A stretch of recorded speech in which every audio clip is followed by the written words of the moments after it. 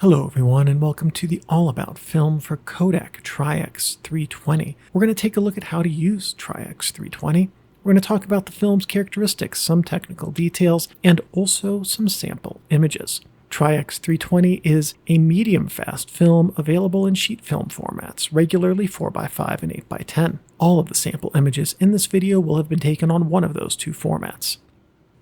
For my first tip, I have read that Tri-X 320 is intended as a studio film and that it works best under even light. I also read that it was not the best choice for outdoor full sun use. I would add some nuance to that. I found that with some developers, Tri-X 320 worked very well in full sun. I also found that it did perform better in an indoor setting where it delivered dramatic contrast. For tonal range, this was very developer dependent, but at its best, Tri-X 320 was able to return results that delivered both indoor detail and outdoor detail, a level of tonal range that matched or exceeded digital HDR images I was taking in the same shoot.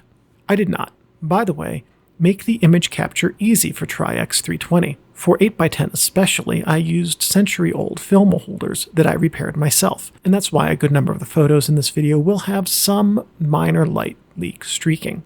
Most of the lenses that I shot Tri-X 320 with were from the 1880s through the 1920s, a period when lenses were not as high contrast as they are today. Tri-X 320 held up very well to those conditions and tools, where the images failed, it was primarily operator error. I did not test filters extensively with Tri-X 320 owing solely to the cost per sheet, but I did use a yellow filter on some shots and found that the contrast bump was pleasant in some settings. I would personally hesitate to go much beyond yellow with this film, as that could make the images a bit too contrasty for my taste. Lastly, for my preferred format, I liked it in both 4x5 and 8x10, which were the two formats I tried. I would use it again in 4x5 simply because 8x10 sheets are almost US $20 per photo as of this video's recording in late 2024, and that is a large investment for any image, especially if you use both sides of the film holder so that you can take a safety shot, and that means each photo will cost about as much as a tank of gas for a small SUV. Grain benefits from the reduction ratio of the negatives on most modern viewing media. For instance, if you're watching this on your phone, all of the images you see are much smaller than the negatives used to capture them.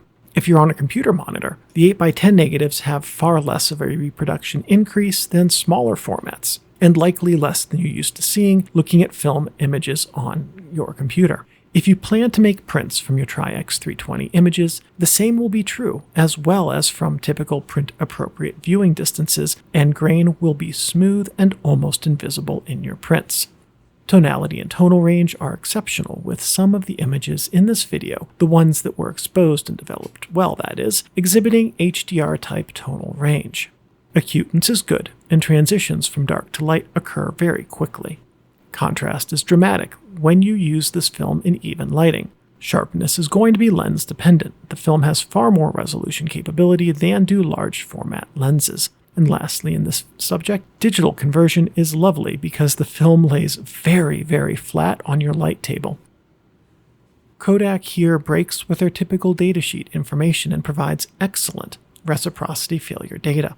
The table on the screen right now is taken from the Tri-X 320 datasheet. Of note, for exposures faster than 1/100,000th of a second, add one stop of light, and overdevelop by 20% for the developing time. For exposures from 1/10,000th of a second to that 1/100,000th point, add a half a stop of light and 15% to your developing time. No compensation is needed again until a full second. Then for exposures at 1, 10, and 100 seconds, add a stop of light per added 0 and drop the developing time by 10% per added 0. Kodak indicates that Tri-X films can be underexposed up to one stop and still be developed normally, though some shadow detail will be sacrificed. If you want darker shadows, expose and develop your images in this way. In a turn that will shock no one, my top 3 developers were all Kodak products. Kodak chemistry works very well with Kodak film. I liked Polydol 1+3 the best, and that should translate into Microdol X or potentially even LegacyPro Mic X also performing well. XTOL 1+3 is a fantastic second choice if you want to stay in the Kodak chemistry ecosystem and are also shooting in flat or even light. D76 1+1 also provided stunning dynamic range. There were some real dogs in this batch. Anything Rodinal paired terribly with Tri-X 320. Just avoid Rodinal with this film wholesale. Relatedly, and with no surprise here, Paranol S, a Rodinal clone, had the exact same poor performance. This last one, however, surprised me. Photographer's Formulary PMK 1+2+100 yielded very poor results with muddy midtones, little shadow detail, and very uneven development. Kodak Tri-X 320 was one of the sheet films that made me love 8x10, the others being Ilford Delta 100 and Arista EDU 100. Tri-X 320 delivered, when I did my part of the job well, staggeringly smooth images with lovely character, visual interest, and contrast. That it also delivers staggering dynamic range and accurate tonal reproduction speaks highly of the engineering work that went into developing this emulsion. Tri-X 320 could easily be the film stock that large format photographers turn to when they want stunning results with controlled indoor lighting. This would be a great film for indoor portrait sessions, architecture, and still life or product work too. Where Tri-X 320 will serve you the best is as a film for good results and as a film that you can reach for once you are comfortable with all the technical aspects of large format work.